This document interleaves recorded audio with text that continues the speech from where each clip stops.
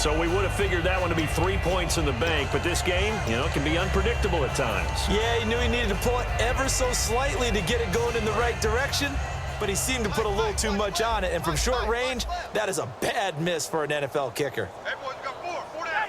Come on, let's go. Let's go. Check 43. Under. Now Tony Romo on first down. He couldn't quite hold it. Got hit. Ball pops out, incomplete. That was a classic example of trying to run with the ball without securing the catch. He was thinking about those rack yards instead of making the catch first and then taking off. Offense still needing 10 yards. Second down. Tight end to the left, tight end left. 50. Kill. Come on, let's go.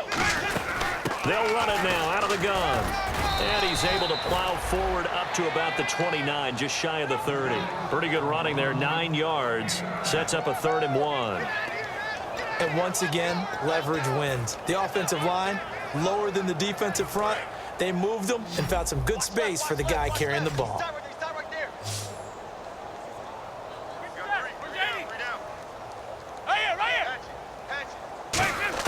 Romo looks to throw on 3rd and 1. Aguilar has it. He needed a yard. That's what he got, and it's going to earn him a new set of downs. An ex-teammate used to tell me all the time, I hate experienced quarterbacks because no matter what, you really can't hide what you're doing. And I think that right there, he knew right away where the blitz was coming from, where his primary guy was going to be, and he ended up going to a secondary target for a nice game. I was just going to ask you, that wasn't the primary target. He's so good at that, isn't he? I think he knew right away that he wasn't going to get to his primary guy. I think he read that as soon as he got to the line of scrimmage, knew where the pressure was going to come from, and said, I know how to beat that, and that's what he did. Tyler Lockett was the target there, and that'll make it 3rd and 13. The good signal callers will never go back in the huddle and play the blame game because they need those guys to protect him. But on that last one, his offensive line, they lost their leverage very quickly, and that's why they were able to get to him and hit him as he tried to throw the football and force an incompletion. Let's go.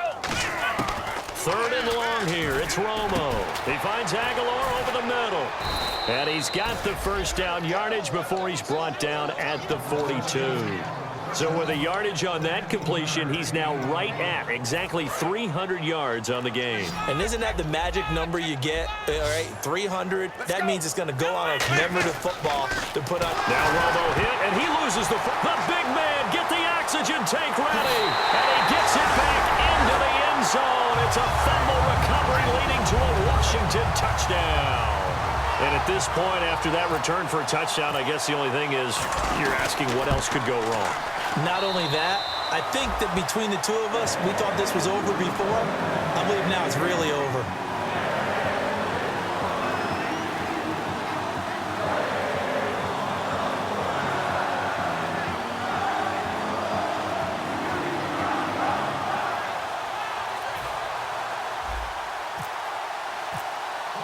So here's the kickoff now as he'll get it again following that fumble return for a score. This is fielded a couple yards deep. And last year that would have been a net gain of 5 on the return. This year he stopped where he would have been if he had taken a knee, and that's at the 25. Philadelphia getting set to take the field.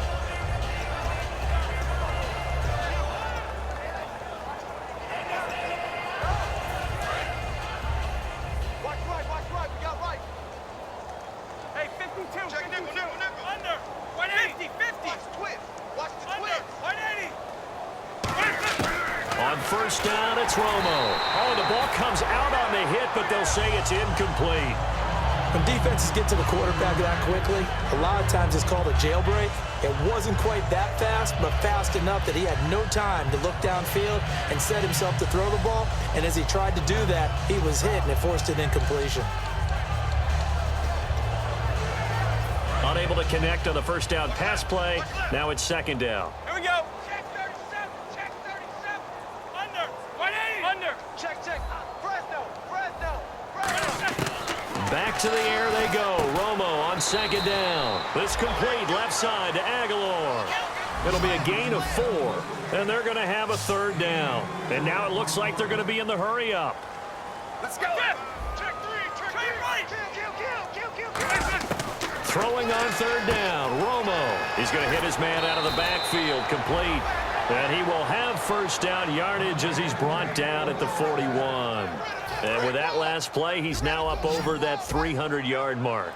And in today's NFL, it almost feels routine. And I hate that when you talk about a 300-yard passing game. To me, 300 yards still signifies excellence, and he's achieved that in this performance. Anytime a ball's thrown in the middle of the field and it's popped up in the air, I expect someone to catch. It doesn't matter whether it's offense or defense, because there's usually a great amount of bodies in that part of the field. In this case, no one came up with it. On 2nd and 10, Romo. And that one is incomplete. He just dropped it. But they're up big on the scoreboard, so maybe he can chuckle about later. So many offenses want to include their running backs into their passing offense and be able to swing the ball out or check it down to them. But sometimes those guys are just not as comfortable catching the ball as they are running it. Now it's Romo, and that will be incomplete as well.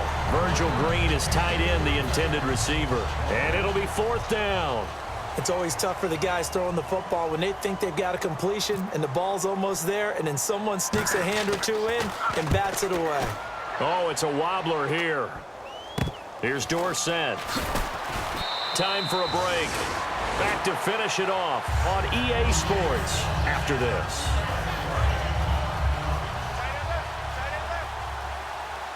They slot Gronkowski outright. Now Griffin on 1st down. Oh, he's got a man wide open, complete.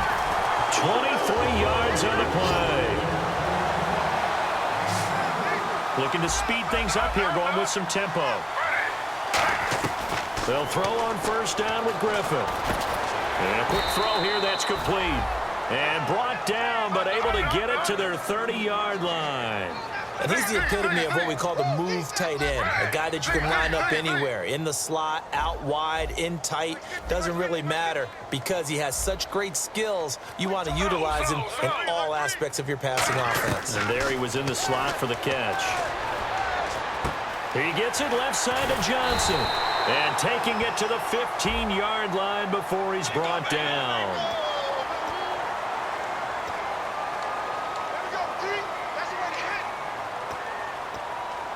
And the next snap coming inside the red zone here. Possible run anticipation here as the D-line sandwiches together. Griffin. And it pops free. The collision there jarred the ball loose and brings up 2nd down. Even in today's NFL, when we think of the tight end position now as really a glorified wide receiver, we're still asking a lot of those guys. They have to block as well, and every now and then, they don't come down with the football. Looking for Johnson, and it's in. There he goes, right side. Picked off by the free safety, Eric Berry. 30. Shrugs the tackle. Nice. Philadelphia getting set to take the field. They take over with great field position. They've got the big lead. Most would say they should kneel it, but the key word there is should. You never know here. You never know. That's the exact play that should happen. But some people like stats. You know, some people like to put more things up on the board, but kneel down is usually the right play here. We'll see what they do in this situation. For a second there, I thought that might break big. Screen pass. Looked like it was coming together. Looked like there was an opening. Still, ended up with a solid game. And now they're inside the 10 as he's brought down at the 9. 4 yards on the play, and that leads to the 1st and goal. So it'll be 1st down here after the run. Hey, 52, whip. Watch the whip. They're throwing here. Romo. And a scary incompletion, almost picked off. It would have been their first INT of the game. Instead, 2nd down. Not only did they drop what looked like an interception in the end zone, they blew a golden opportunity to shift the momentum. Switch. Get ready. Yellow 80. 50. Watch switch. Off play action. Romo. Escaping the pressure right. And give him another 6. It's caught for a touchdown, and the blowout continues. And to me, that touchdown allows you to start grinning widely on your sideline. I think they pretty much locked this one away. Yeah, that's the clincher, the proverbial icing on the cake, if you will.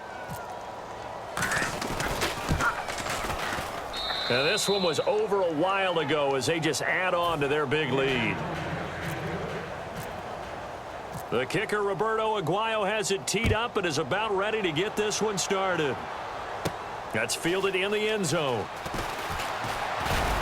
And he's able to get it across the 20, but not by much, as he's marked down at the 21-yard line. So out now come the Redskins. They are just obviously getting shellacked here in this one, Charles. What's the message if you're a coach for this final drive in a lopsided game like that? And he's going to be intercepted a third time. Picked off by Travis Carey. And he is out of bounds, but not before taking this inside the 10 to the 7. Philadelphia getting set to take the field. They have the dream scenario you hope for coming into the game. Just one kneel here, and this game should be over. And it's always the final play of preparation each week. The practicing of the kneel-down formation, the victory formation. We've got a game in hand, and that's all they're going to want to do now. They'll put someone back deep just in case something goes haywire. But all in all, take the snap, kneel down, and shake hands. Yes, get out of there. The kicker, Roberto Aguayo, has it teed up and is about ready to get this one started. That'll be taken in the end zone.